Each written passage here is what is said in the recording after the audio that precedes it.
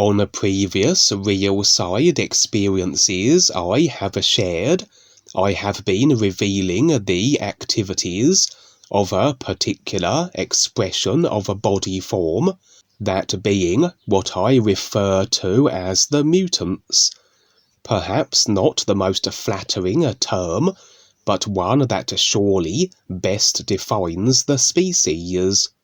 For the mutants have a particular developed consciousness, where they have the ability and the intent, inclination, the drive to scour creation, the multi-dimensions of it, and including the physical level, to seek out all other body forms and species, and convert them to their own kind. They do this indiscriminately, regardless of the species. All who encounter the mutants tend to fall foul of them, to be converted, as this is achieved through a physical contact. The mutants will latch onto their target, generally either through the use of tendril-like appendages that sprout from their bodies, or they will spray them with projected mucus-like substances. The result is the same. The body form that was becomes as one of the mutants. The body form will warp, become distorted, and the final outcome is a form that only vaguely resembles that which it once was. The mutants operate as a hive mind collective, their drives and direction dictated by a central mutant intelligence, which has presented itself as a kind of a mutant royalty, which I have encountered on previous real-side experiences, and also that which dwells in a kind of a dismal slime realm of darkness, which seems to serve as the mutants' point of origin.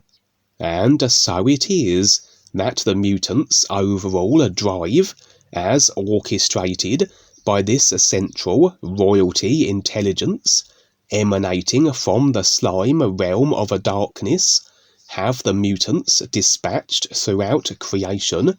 in a continuing effort to convert all species to their own. As such, their numbers are growing exponentially, and this is just one of the predominant expressions of a body form becoming established in this simulator at this time. For as consciousness overall becomes more distorted, overladen with compacting ideas, as consciousness affects the simulator's state of being, so the simulator, its life levels, and the body forms operating within them become more distorted also, and so unsurprising that such body types as mutants, vampires, and so forth become more prevalent, as a simulator is lurching toward its final implosion,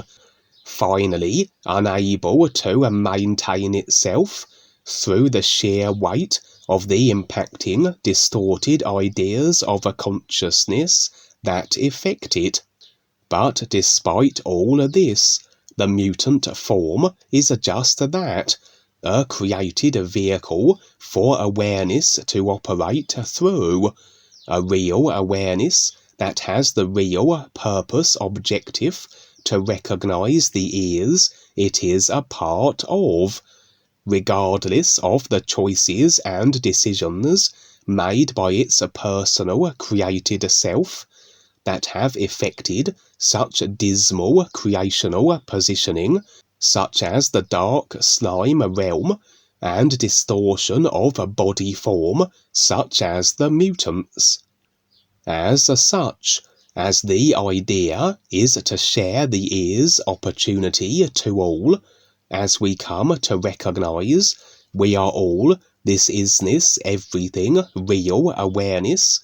We are all this one life, and so naturally would support the awareness of others, as it is effectively the same awareness as we all are. So, given the opportunity, should these various expressions of body forms impact into our experience in some way, so we have the chance to present them with the references of the ears, the new sound connection, and so forth. Interestingly, with a collective consciousness, it is as though the mutants overall that are subjected to the whims of the mutant royalty have no free will themselves. Their free will has as though been usurped by the central mutant royalty,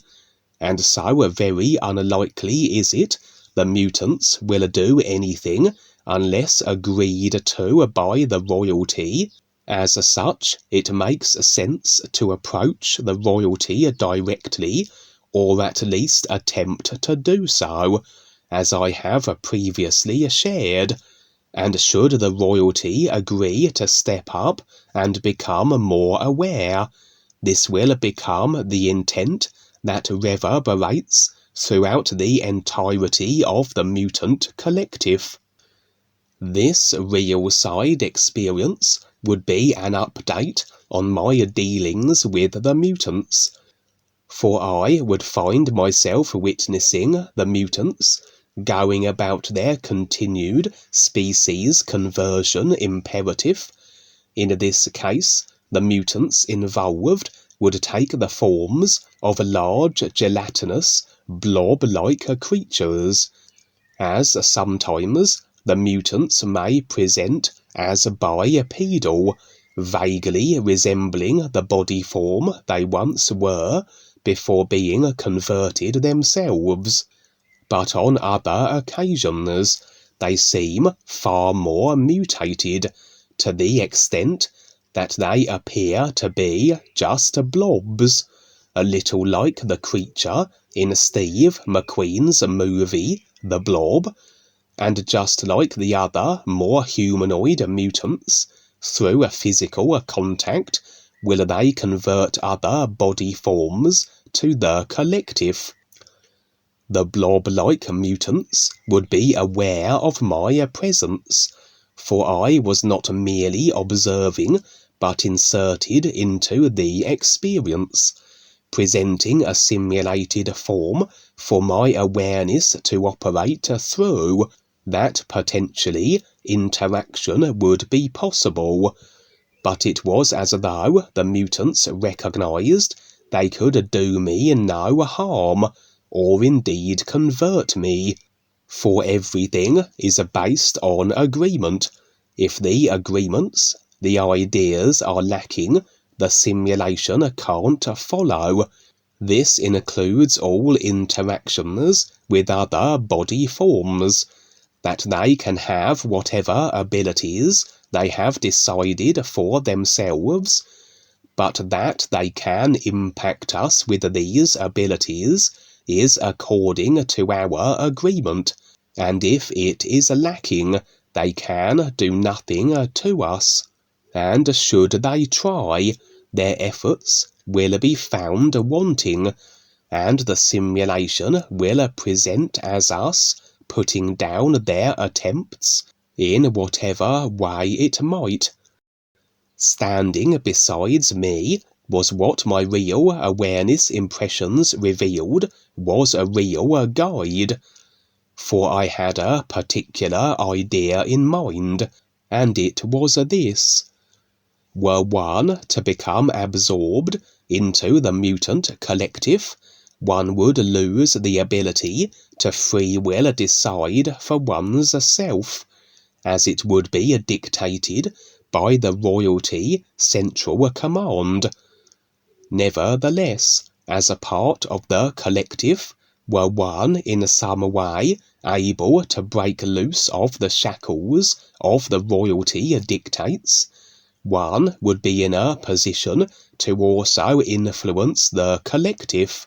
as every thought and idea generated would be known by all the mutants that the overall collective comprises of. That were an individual one that is simply immersed in their own personal self-consciousness and become a mutant converted, they would automatically become a part of the dictated to hive mind. But were an individual able to be operating from a position of real awareness connection, able to recognize the real awareness and stand in its reality, to be able to be aside from a consciousness, irrespective of if it was singular or indeed part of a collective,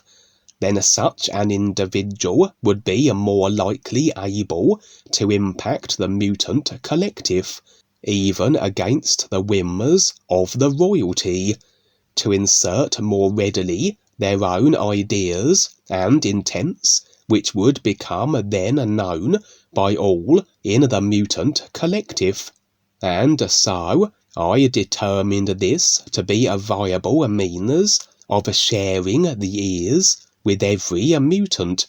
to allow myself to be converted, that I become a part of this collective. As I said, the collective at this moment was vast in numbers, almost incalculable, and imagine every one of them then afforded the ears references, but more than that, as I could potentially install the intent and desire to recognize the ears as an idea in addition, as a motivation can be installed as an idea as readily as any other. The guide standing beside me would of course be aware of my idea, and although no word was spoken, more so an impression would the guide afford me, that of advising me against such a course of action. Understandable perhaps, for the idea had merit and potential, but it could backfire, as theoretically it would be an effort to maintain control of my free will, that it isn't completely wrested from my grasp, and I become but one of the mutants, with the same drives and imperative, that of a species increasing through a conversion of all other body forms. Nevertheless, despite the guide's advice, I would attempt it, and as I said earlier, the mutants could not convert me without my agreement, as I lacked such. They could not do so unless I consciously decided and allowed this to be. And so I would approach the blob-like mutant creatures and step into one of them. I would be engulfed within its gelatinous mass, and instantly become a part of the mutant collective. As anticipated, the royalty dictates became as though my personal self-intent and inclination, as though I had taken on a whole new consciousness design and program, but I had the capability to stand aside from it, operate from my real awareness position, and then would be as though a battle against being absorbed into the mutant collective. A sense of as though struggling to remain above water until I mastered the ability to operate as an independent consciousness, despite being a part of the collective, that I could then utilize my own idea-generating mechanics to install or post the ideas I desired that would be known to all of the collective. Interestingly, as a part of this collective, generally each individual mutant would be as though a mindless drone, simply converting others to the species as the single fundamental drive, a little like the Borg in Star Trek. But as a part of the collective, though establishing myself as independent within it, so I could as though access the race memories of every species the collective comprised of. For every consciousness of every species that the mutants had converted was as though one, and this was almost overwhelming for my personal self, a bombardment of imagery to the extent of almost inducing a madness, and were it not for my real awareness, connection, and ability to exercise indifference, such an experience may have been disastrous for the personal self. As everything we experience, body form and creational positioning, is based on what we decide, if we happen to find ourselves converted as a mutant, as every body form in the collective had been, as the mutants represented an extreme expression of distortion, so this suggested the choices, decisions, and agreements made by each of the beings that would become mutants must have been along equally as distorted lines, and the experiences I would be bombarded with, that which were those of each mutant, were those prior to their conversion, and including their previous lifetimes also, impossible to isolate and sort out due to the volume of simultaneous imagery, but this was the overall source of the imagery. However, I would be able to determine the origins of the mutant royalty, that many lifetimes ago, literally speaking, they were very creationally powerful beings, that which would be considered almost godlike, and of a particular intent inclination to be abusive, to alleviate their boredom through abrasiveness, and they did this to extremes. That which I would be shown rather reminded me of the Saw movies, where the main protagonist would subject his victims to escalating degrees of gruesome torture and abuse, except where the individual in the movie series would use technology and mechanical means. These godlike beings could do likewise by the sheer power of their will, and to greater extremes also. Their consciousness created in this fashion then, this overall intent inclination, would eventually have them projected through various effected expressions of a body form which reflected this, that eventually they would find themselves lifetimes later as the mutant royalty, with the ability to convert all other body forms into a collective that they controlled. Additionally, would it be revealed to me, through this experience bombardment download, as the real awareness would somewhat isolate the essential imagery and impressions afforded that would allow sense to be established of what was being shown, that I was in some way affiliated with these distorted godlike beings in the many lifetimes ago that it was. But at a certain point would I find their choices and inclinations somewhat tiresome,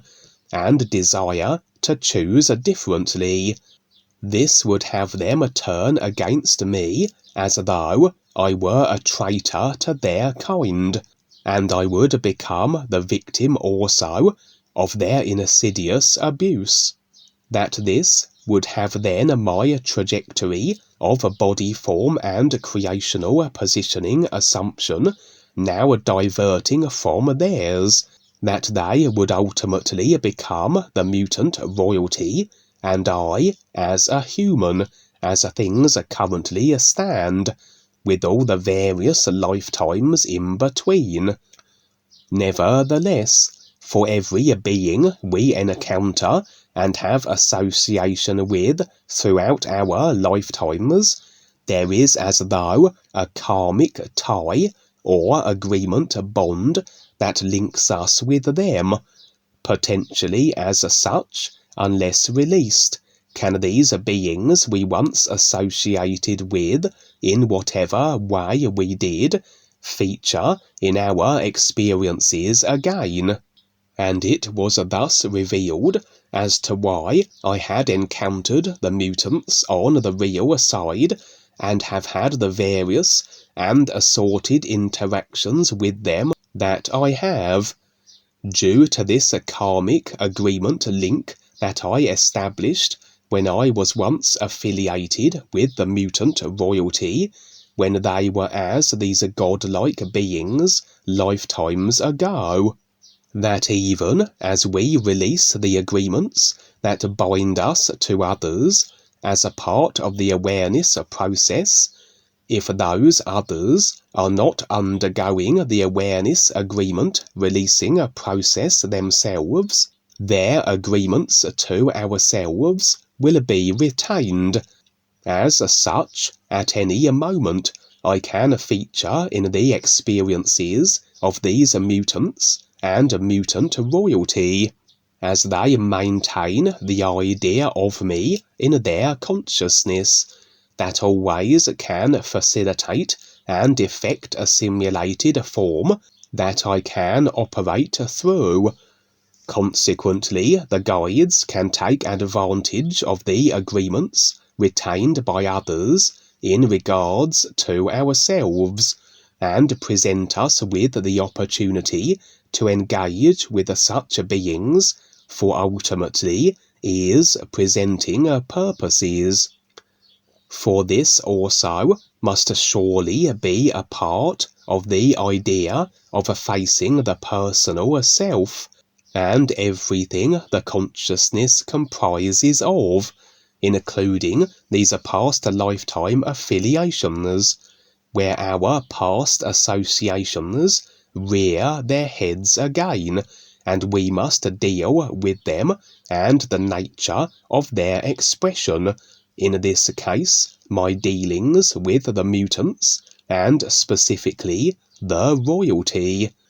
And so it was that my decision to become a part of the mutant collective on the real side would have several weeks of extreme bombardment of experience, to the extent that much of which was nonsensical, and also would there be physical level repercussions, as everything we experience, are impacted with, or indeed decide to subject ourselves to, will filter through and impact the physical body. As such, I would be physically ill for many weeks, experience extreme dizziness and imbalance, as though for many of the days my awareness wasn't completely in my physical body, as though semi-detached.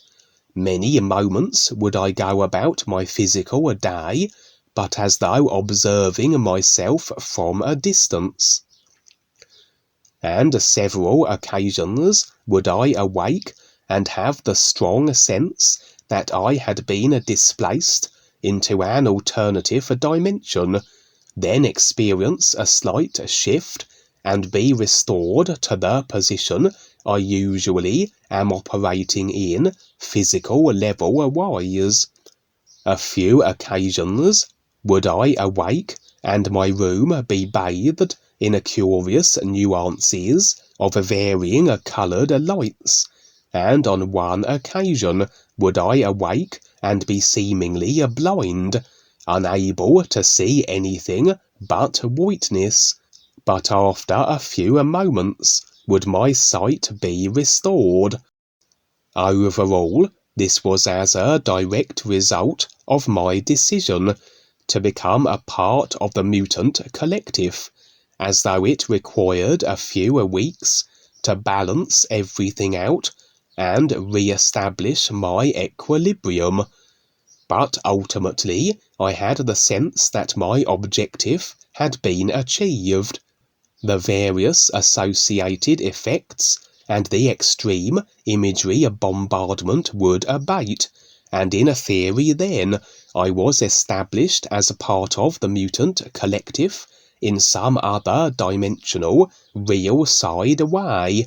but still maintaining my real awareness connection and my ability to have full reign of my own personal self idea generating mechanics. So I would be installing my ideas into the collective automatically,